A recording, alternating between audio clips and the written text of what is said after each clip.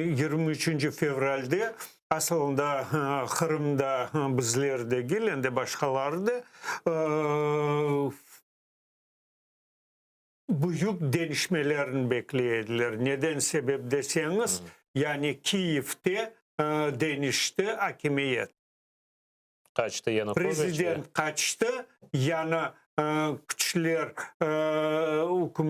hakimiyetini elde alıp bu değişmelerini beklediler. Niçin degende o 2013 senenin dekabrından başlayıp ta fevralge kadar bu bu umumen Ukrayna hareketlerini bizim halkta aktif iştirak ediyordu. Ondan sebep bu hareketlerinin neticesinde değişmeler olup geçti Kiev'te.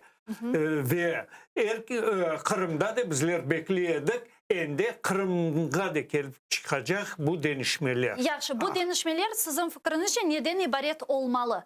Yani beklentiler, umutlar var deyimiz de, yani bu beklentiler, umutlar neyle bağlıydı? Ne değişeceğini düşünüyordunuz? Bakın, umumen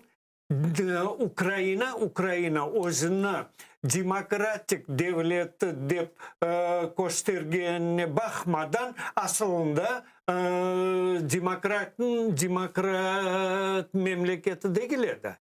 Bunda en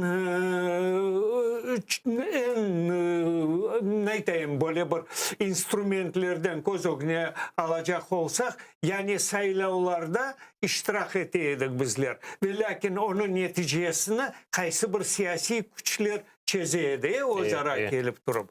Bu birinciden. İkinciden evet. Mümkün de çok şeyini aytma ve lakin bu Yanukovych'in ende bu 2013 senesi aklımızda ende başladılar sıkarlaştırma, ne mitingler mümkün de serbest geçirmeye, piketler ve ilahire.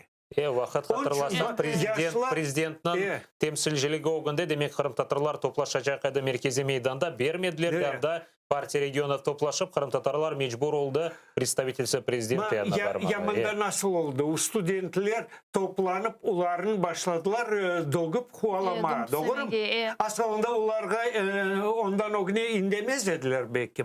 Ama bu 13 senesi mutlak zulümlük duyulaydı. Devlet tarafından, hakimiyet tarafından halkına olan zulümlük duyulaydı. Ve o zulümlükte karşı bütün Ukrayna halkı durdu.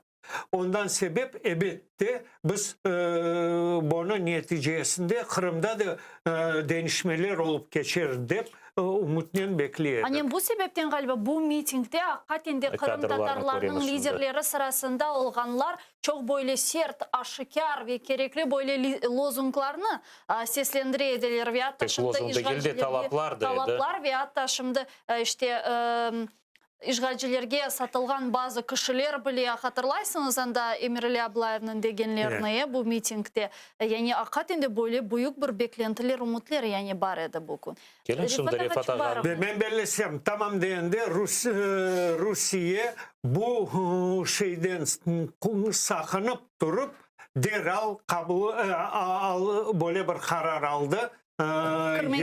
27 fevral'ın gecesinde basmalı. 4 gün içinde aslında gerçekleşti. Çok Rifat Ağa'nın çıkışını dinleyik de bu 2014 senesi mitingde yazılgan.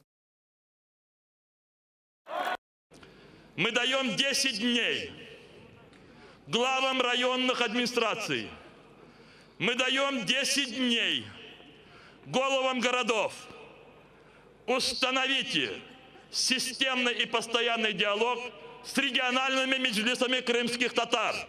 Создайте при себе открыто, не боясь, уже некого бояться, создайте при себе все советы представителей крымско-татарского народа на своих территориях.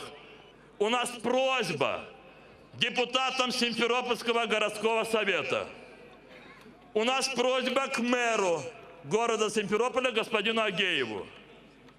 Нам нам сегодня пришлось приложить очень много усилий для того, чтобы остановить этих людей с достоинством от предпринятия ими шагов, которые мы не хотели, чтобы были сегодня и здесь.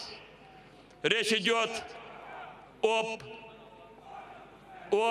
памятниках Ленину, которые сегодня люди воспринимают как памятник основателю вот тех идеологий и тех диктаторских режимов, которые нашли преломление через бандитские формы уже сегодняшней Украине.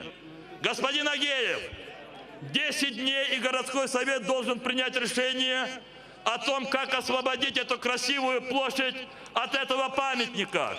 10 дней! Все проводники этой партии, которые привели к совершению преступления, они будут наказаны судебным образом. Но этого недостаточно.